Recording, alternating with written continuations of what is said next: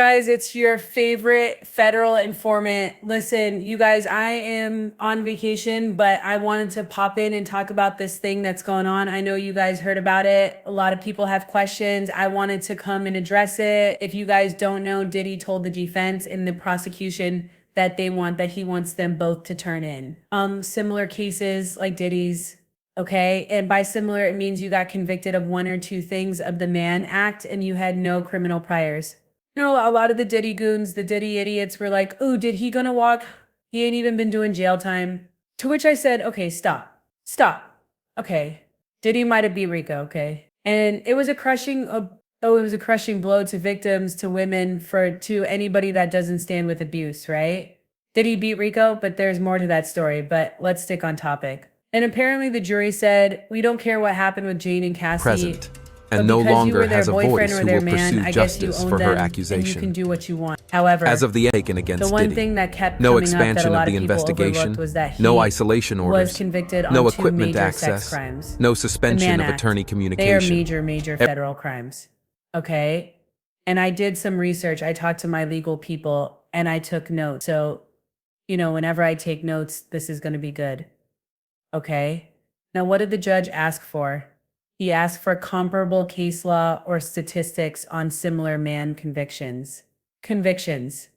Now, first of all, this request is not unusual, but it is never neutral. It usually signals one or two things. One, that the judge is exploring options to justify a lighter sentence or release, especially if they're asking about parole eligibility, probation, or sentencing ranges.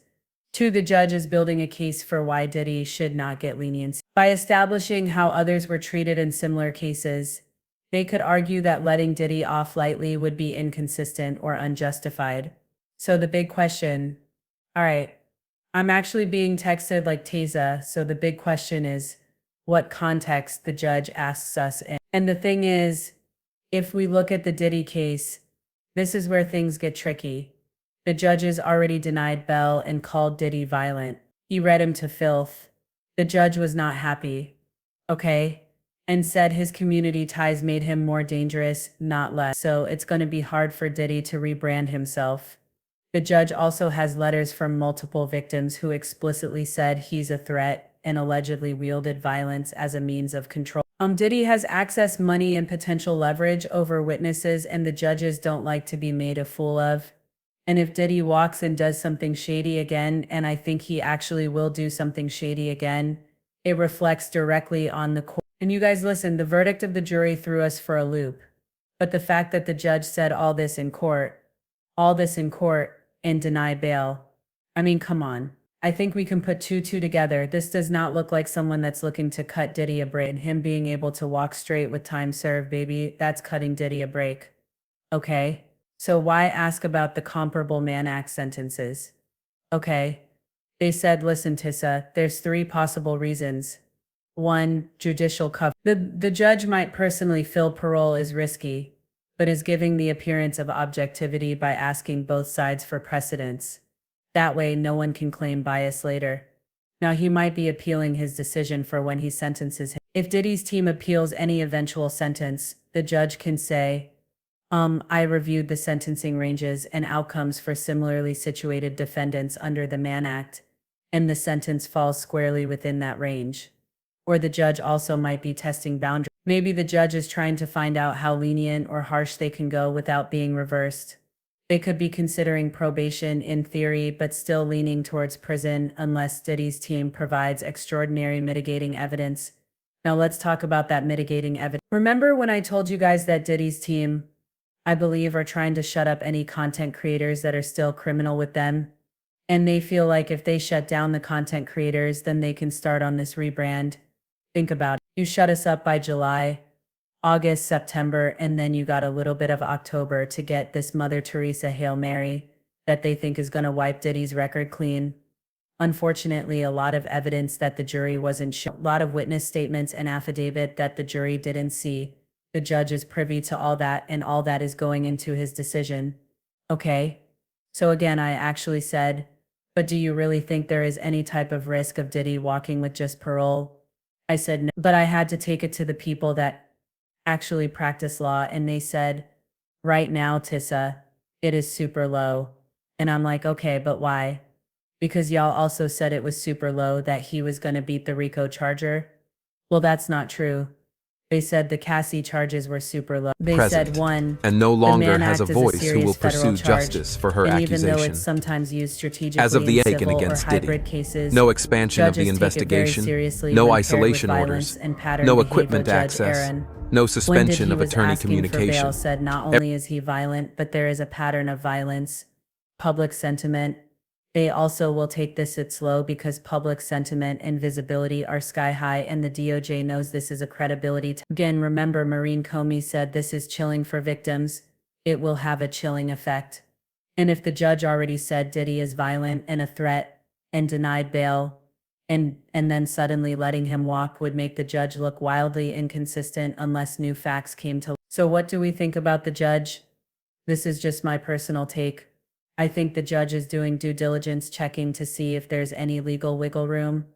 But based on prior comments, it sounds like this judge already sees Diddy as a danger, and it's just asking for case comparisons to legally reinforce whatever sentence he's already decided on. So unless Diddy pulls a legal rabbit off the hat, he's unlikely to walk with this parole. This request is probably more about sentencing justification than lenience. Okay, so here's the thing, right? Okay. What type of language, and I just want to refresh your memory, the type of language that slams the door on parole or probation. And listen, let's get into this. He said Diddy was a batterer. This is not just commentary. That is legal language it suggests a pattern of violence, not a one-time incident.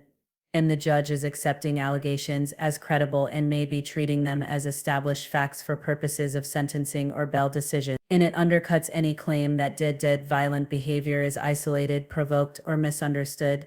Judges should casually just don't throw out that word unless they want it to stick around on the official record. He also said, your client admitted he is violent and tried to preemptively enter a batter program. This is huge, because pre-sentencing rehabilitation attempts like enrolling in a battery program are often seen by judges as damage control and not sincere. The fact that Diddy knew to enroll in that program shows consciousness of guilt. He anticipated legal trouble. Admission of violence undercuts any "I didn't do it" or "this was exaggerated" and if the judge believes the admission wasn't just PR but rooted in truth, it justifies custodial sentencing over any community supervision. Okay.